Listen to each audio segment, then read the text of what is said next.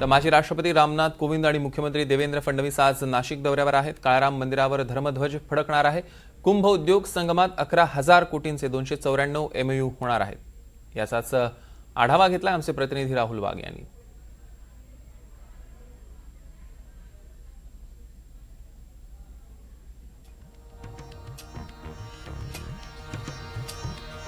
आज महाराष्ट्राचे मुख्यमंत्री देवेंद्र फडणवीस, माजी राष्ट्रपती रामनाथ कोविंद व राष्ट्रीय महिला आयोगाच्या अध्यक्ष विजया रहाटकर यासह अनेक मंत्री हे श्री काळाराम मंदिरच्या ध्वजस्तंभ अनावरण कार्यक्रमाला उपस्थित राहणार आहेत। आपण जर या ठिकाणी बघितलं तर हा ध्वजदंड पंचधातूपासून बनवण्यात आला असून त्यांची उंची 21 फूट एवढी आहे। त्यावर 11 बाय 5 फुटांचा भगवा ध्वज फडकणार आहेत। या भगवा ध्वजावरती हनुमंतरायांची प्रतिमा आणि सूर्यदेवाचे ओम चिन्हांकित करण्यात आले असून सुरुवातीला गणपती पूजन, पुण्यवाचन व संपूर्ण ध्वज प्रतिष्ठितपणे यासाठी अंगीकृत असलेल्या ज्या देवता आहेत त्यांची स्थापना करण्यात येणार आहे। या सर्व कार्यक्रमाला महाराष्ट्राचे मुख्यमंत्री देवेंद्र फडणवीस, उपराष्ट्रपती रामनाथ कोविंद, मंत्री गिरीश महाजन यासह डझनभर मंत्री देखील या कार्यक्रमाला उपस्थित राहणार आहेत। आपण जर एकंदरीत बघितलं तर आगामी सिंहस्थ कुंभमेळा नाशिक या ठिकाणी पार पडणार आहे आणि त्याच्याच पूर्ण नियोजनाची तयारी देखील आता सुरुवात ही करण्यात आलेली आहे। Video journalist Vicky Pawar sir, Rahul Wagh, NDTV Marathi, Nashik.